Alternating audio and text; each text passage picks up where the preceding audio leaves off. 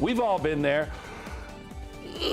Somebody yawns, and the next thing you know, you're yawning too. But did you know there's science behind that? Yeah, there really is. There's science.